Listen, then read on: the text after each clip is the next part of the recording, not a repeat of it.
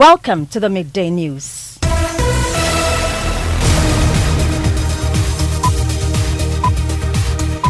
The Midday News is live on Joy 99.7 FM and hits 103.9 FM here in Accra. In Kumasi, we are live 99.5 FM and on myjoyonline.com. We are also live in all 16 regions of Ghana via our various affiliates. We are live on X Spaces, on YouTube and on Facebook. The Midday News is supported by Petrosol Platinum Energy, energizing dreams. Coming up, Attorney General tears into the Ghana Bar Association, accusing it of abandoning its professional roots and descending into partisan politics, describing the bar as self-serving and inconsistent. To Article 146 complied with the constitutional procedure to the letter, and yet the bar found its voice only in relation to the third petition. Coincidentally, the voice of the bar amplified the voice of the opposition. We'll be live at the GBA's annual conference in WA for more. Also, government escalates its fight against illegal mining as it announces plans to establish permanent military camps in 44 forest zones that were identified as no-go zone.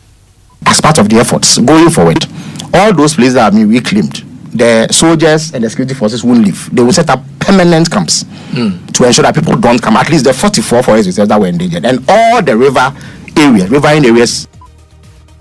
Meanwhile, more pressure is building over its handling of the Galamsey fight as the Ghana Coalition Against Galamsey demands the declaration of state of emergency, describing the president's recent remark over the issue as disappointing. Also adding to the pressure is the Fix the Country movement, which has announced plans to hold a vigil to protest the ongoing environmental destruction caused by illegal mining.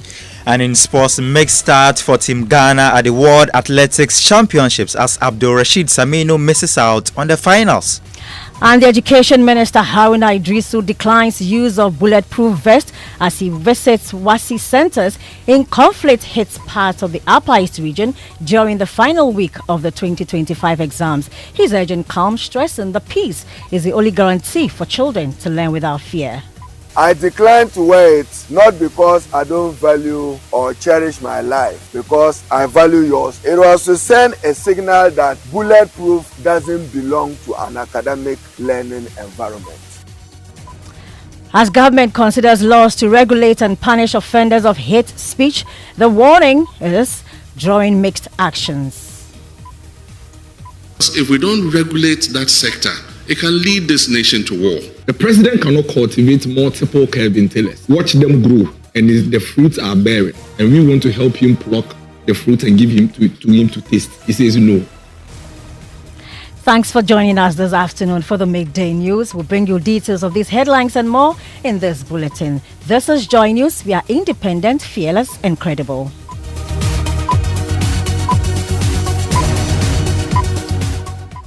Now, in a scathing critique, the Attorney General, Dr. Dominic Ayine, has accused the Ghana Bar Association of descending into politics and abandoning its core principles. Speaking at the annual GBA conference in WA, Dr. Ayine expressed disappointment with the association's inconsistent advocacy and perceived bias. Dr. Ayine, who's also the leader of the bar, pointed out the GBA's silence on the removal of the former Electoral Commission chair, Charlotte Osei, and her deputies, contrasting it with a vocal stance on the constitutional process to remove the Chief Justice, Gertrude Tokonu. We must remember that our allegiance is first and foremost to the Constitution and this Republic, not to transient political interests. Over 3 decades have passed since the adoption of our Constitution. During this period, our Republic has tested and continues to test the resilience of its democratic institutions. In doing this, the bar has played a crucial role in assisting the Supreme Court to interpret and enforce the Constitution. But outside the courtroom, the advocacy of the bar as a professional group has lacked consistency, bringing into question its adherence to principle. While the Attorney General alleged the GBA's voice often echoes that of the opposition party, suggesting a political tilt rather than a neutral professional stance. Dr. Ayeni described the current GBA as, quote, self-serving, unquote, implying the organization prioritizes its own interests over the broader legal, professional and societal needs.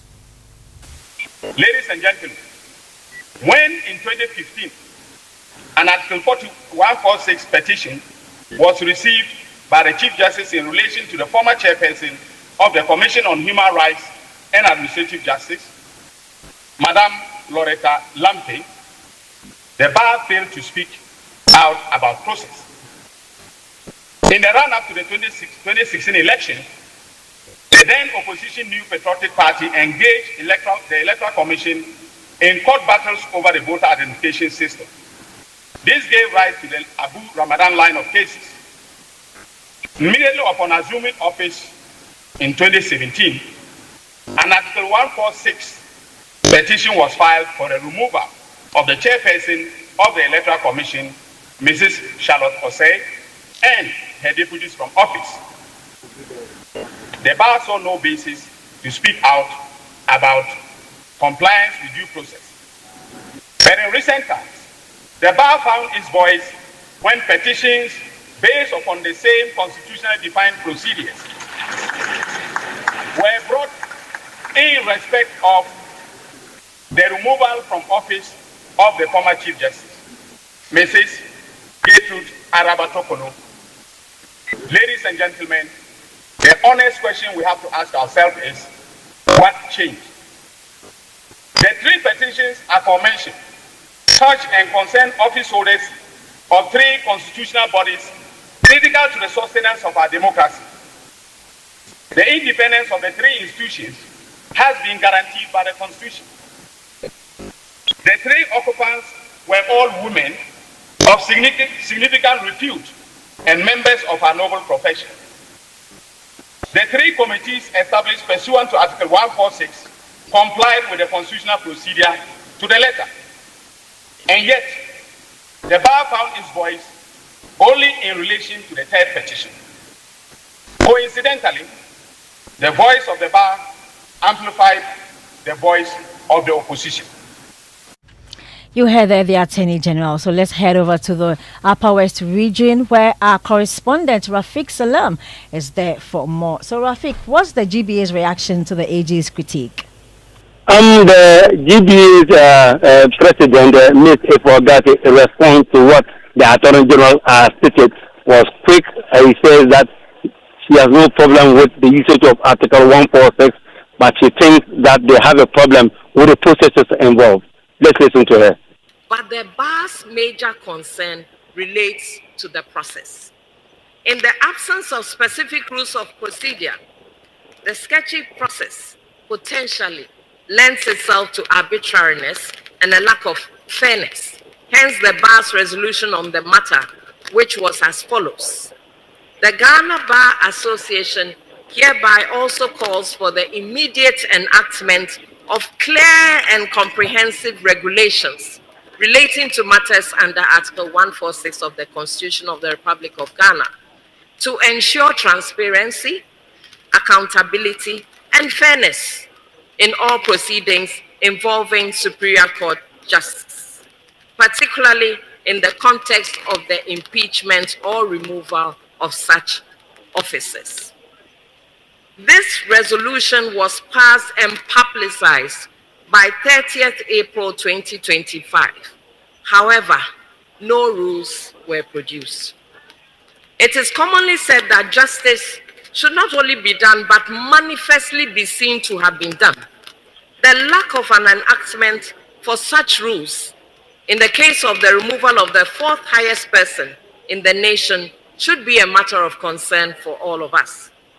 These rules should have been known to all and sundry before the commencement of the process, as it greatly affects the standard to be met. It ends up being an unfortunate precedent which lacks fairness, a situation that calls for redress, if indeed we are custodians of justice.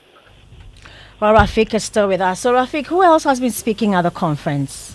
We have the acting Chief Justice who was not present, but his speech was read by a Justice of the Supreme Court, Justice Afrisata, and another speaker was Dr. Benjamin Kumbu, who happened to be the chairman of the Governing Council of SDU, the host, the venue for the conference, and then also we have the Upper Sudan Minister, Lawyer Charles Wonga Pozen, also speaking here. Okay, so we know the president was invited. Have you spotted him there, Rafik?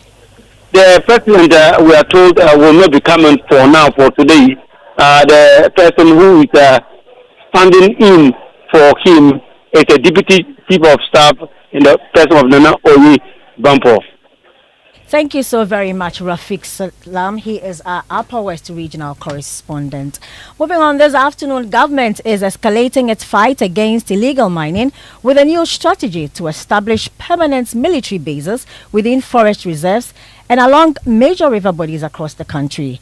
According to government data, 44 forest reserves were classified as endangered, with 9 declared no-go zones. These zones had become extremely dangerous, not only because of its extensive environmental degradation, but also due to the threat posed to security operatives by the illegal miners, who often resisted enforcement with violence. While speaking on the Super Morning Show earlier today, Government Communications Minister Felix Kwachi-Fusu explained the move is intended to secure reclaimed sites and also prevent illegal miners from returning after security operations. There's also the Responsible Community Mining Project, which essentially hands over some disused mines by lawful mining companies to the youth so that they can engage in responsible mining that is monitored, that does not affect the environment, and be able to make money decently as opposed to going into this dangerous work of Galamsey. So I think that we all need to establish, we need to be clear that even as we take steps to fight it, those who are engaged in it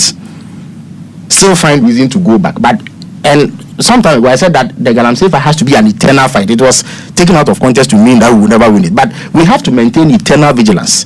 That is why, as part of the efforts going forward, all those places that have been reclaimed, the soldiers and the security forces won't leave. They will set up permanent camps to ensure that people don't come. At least the 44 forest reserves that were endangered, and all the riverine areas of Ghana will have permanent security presence to ensure that people do not come back. And that will be rolled out in the coming days, actually.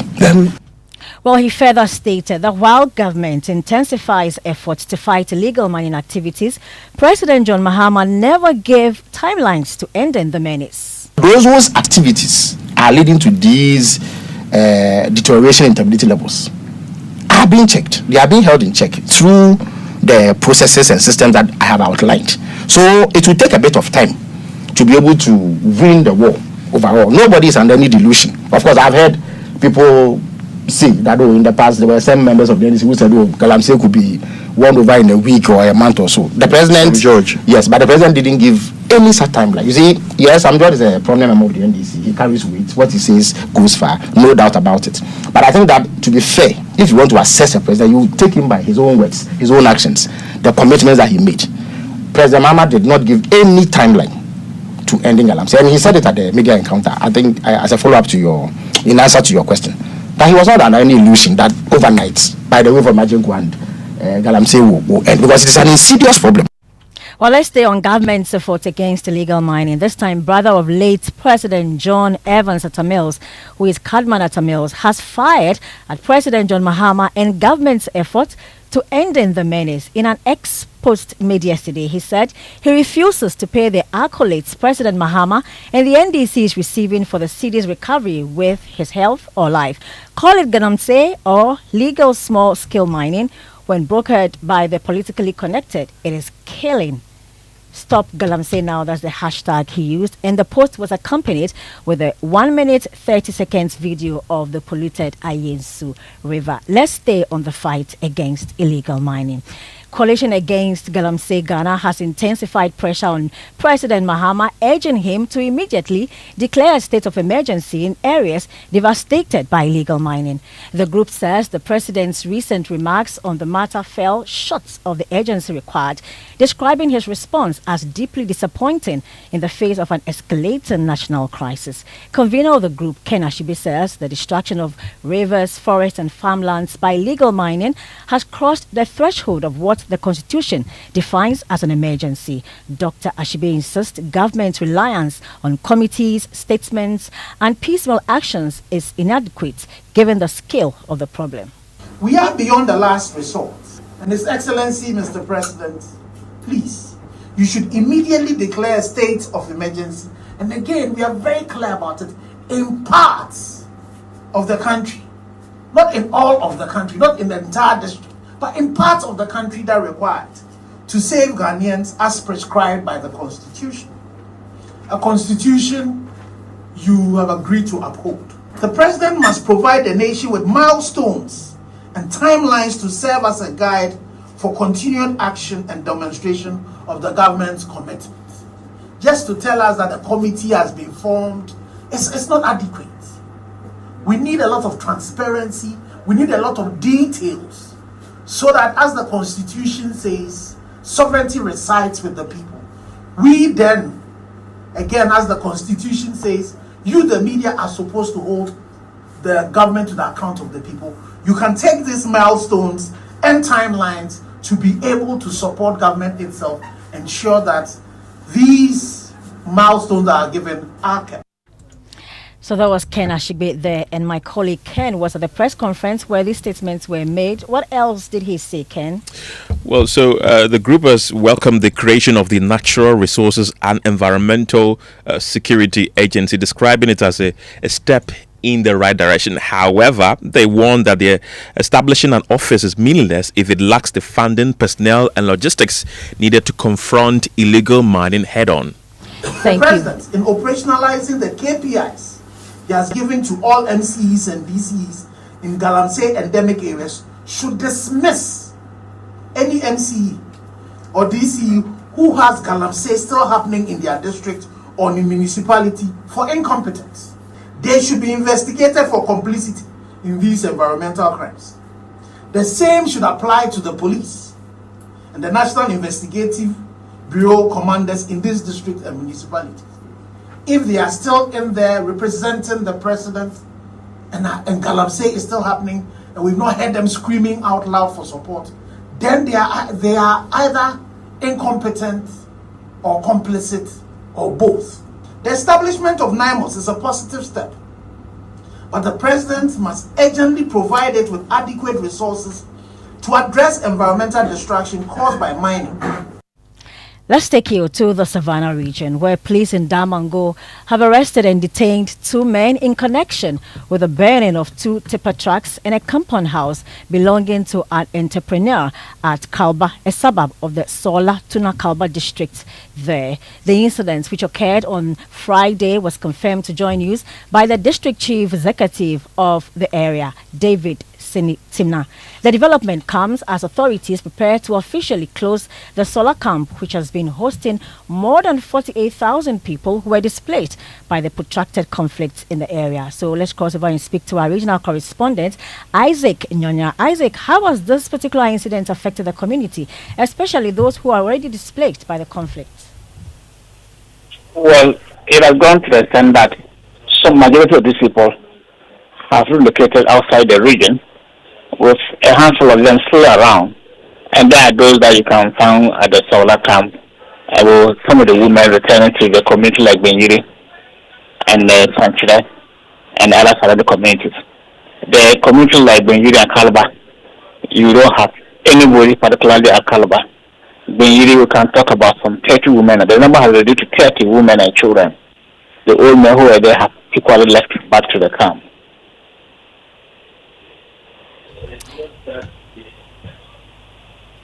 We can barely hear you. Yes, can you hear me? Yes. Yes, what I was trying to put across is that the people who mostly left their homes have now found themselves outside the region.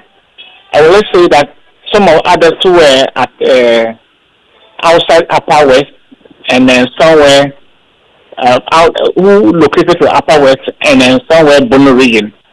A good number of them who are Muslim women have come back, and there were those that we thought were going to stay, and overnight they came back to the Solak camp. We are told by the Ghana Red Cross Society officials that most of them left overnight due to information that officials were going to close the camp. Yeah. So when we got in touch with the DC of the area, Solak Nakalba, he said yes, the camps will close, but they are doing it gradually to extend that people will willing to leave and get back to relocate to their communities. I will speak now.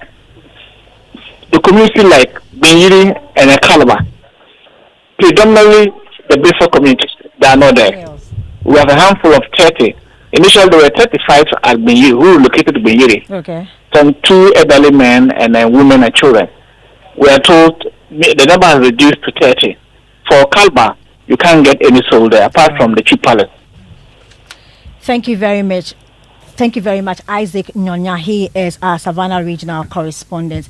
Meanwhile, as he told us, some residents of Binyiri who fled into neighboring Ivory Coast over recent conflict in the area say they will consider government's call for them to return to Ghana immediately. The Foreign Affairs Minister, Samuel Okudzeto Ablakwa, who paid a visit to the refugee camp in Ivory Coast, assured the residents that calm had been restored to the community, hence the need for them to return. There's more from our diplomatic desk correspondent, Blessed Soga.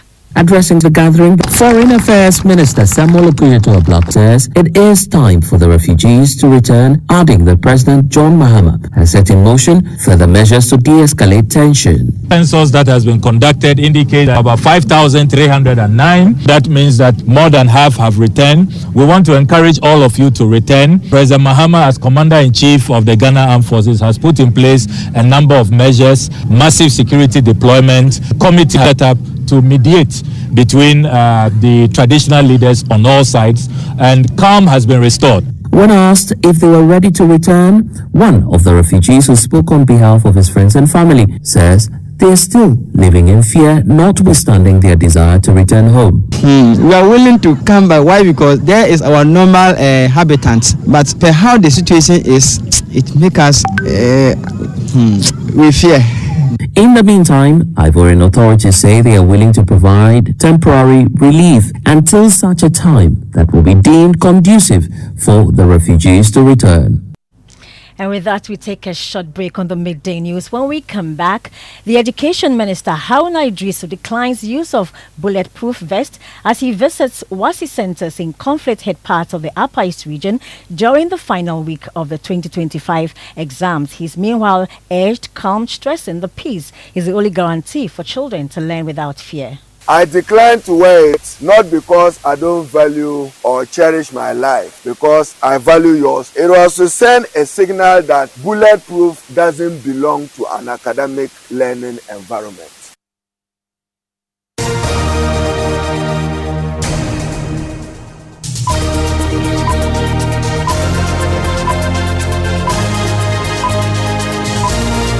A message from the Ministry of Education. It's time for the computerized school placement for senior high schools and technical vocational training schools. This process will run in September 2025. Remember, securing a school placement for your child is absolutely free. Please do not pay money to anyone, whether a ministry official or a third party, for this service. If you encounter a person asking for money, report them immediately to the Ghana Police Service or the Office of the Special Prosecutor, OSP. You can also reach out to the CSSPS Secretariat on this call number 0541 548 223. You can also WhatsApp 0244 908 957. Your cooperation helps us ensure a fair process for every student. When I wake up in the morning, I brush my teeth with Kale Charcoal toothpaste. This gives me confidence all day. Anytime you meet Amma, don't be surprised I smile showing my beautiful white teeth because I don't have cavity thanks to Kale Charcoal toothpaste for its natural charcoal properties. In fact, we are like twins. I can't go without my Kale Charcoal toothpaste. That be why I dey use Kale Charcoal toothpaste morning and night when I dey go bed safe. It dey make my teeth white when it dey comot every scent from my mouth inside. My confidence level they go up, so I dey show my 32 teeth all.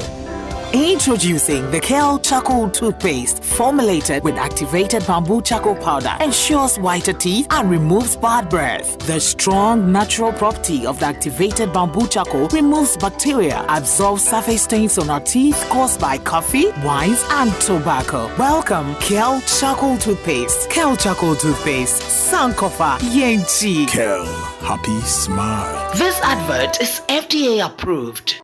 The luckiest. Luck is everywhere, for everyone, yeah, the luckiest. Luck is everywhere, for everyone, yeah. Money we define, every day and night. Mama, dada keep on hustling for the family, the luckiest. Last dance, everyone to hash. You can win some cash, you can be the luckiest with one city. Luckiest with 5,000, the luckiest. The teacher got the market woman. You can be the luckiest.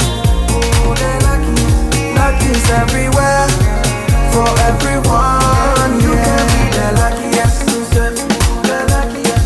Luck is everywhere, yeah, for everyone. Yeah. Stars everyone to hush. Luck is everywhere. Luck is everywhere. Oh, tell me, are you feeling lucky? Because I'm feeling lucky. Because I'm feeling like the ultimate. That's how we go win. If I win, you win. You could be the luckiest. Junior, your school bus will soon get here. Hurry up. Mommy, my head is aching me and I'm feeling cold. Honey, Junior's temperature is too high and he feels feverish. Oh, baby. So you didn't give him the Encamol paracetamol syrup that I gave you the last time? Oh, no, I forgot. Okay, you know what? It's not too late. Just give him Encamol and he'll be fine in no time. Encamol paracetamol syrup, a strawberry-flavored paracetamol syrup, and it's specially made for children aged 3 months to 12 years. It helps manage pain like headaches, teething pain, and fever. And guess what? Because of the strawberry flavor, the kids enjoy taking it.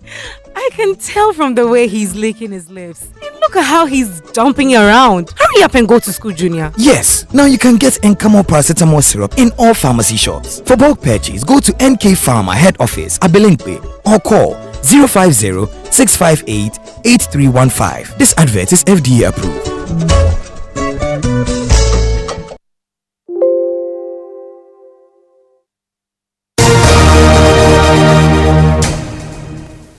And we are back with the midday news, this time with sports. Yes, Hannah. So Ghana's national 100 meters record holder Abdul Rashid Saminu missed out on the finals after placing 4th in his semi-final heat at the World Athletics Championships in Tokyo.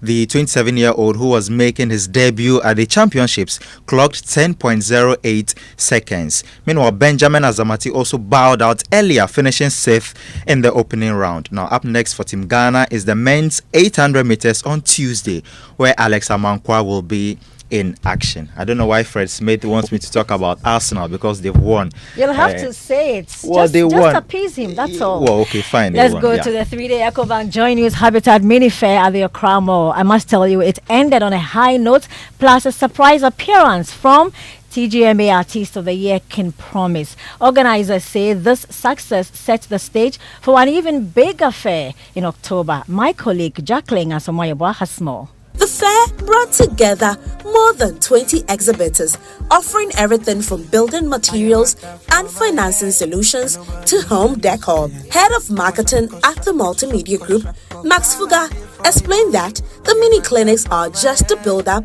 to the main Habitat Fair in October. The clients are happy, the patrons are happy, and so we can say that our objectives for the period has been achieved. We are just gearing up towards the main fair, which is from October 22nd to 26th at the Accra International Conference Center. Excited patrons throng the venue.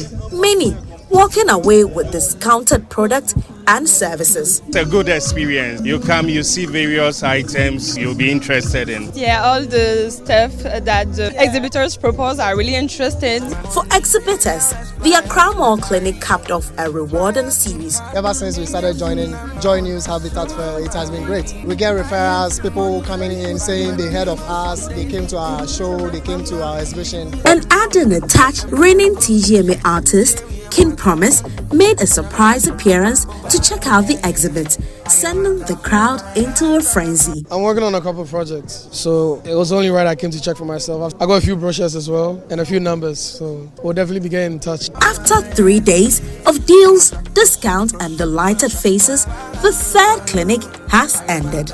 But organizers are sure this is only the beginning. For Joy News, I'm Jacqueline Ansama Yaboa. We'll just end this with the trends. What's up? Hannah, number one in the trends is the coach of perhaps the most battered, depressed and embattled football club. Oh. Their fans go through a lot. I'm talking about Manchester United. Guess what? These guys yesterday met their arch rivals, Manchester City, and it was so appalling. 3-0. It got people calling for the sack of their coach. Some people say Ruben Amorim never knows what he's doing. He should get sacked. Others are saying, well, he should work from home. I don't know. But Do you know any Manchester fan? a lot. They go through a lot. There's the Eltons, the David Babu. So have you seen Elton's demeanor today? The guy is quite humble. Well, that's it for the Midday News with me, Hannah Odame. And you can find all these stories on myjoyonline.com. Pastor Mensa Otabel comes up next with a living word.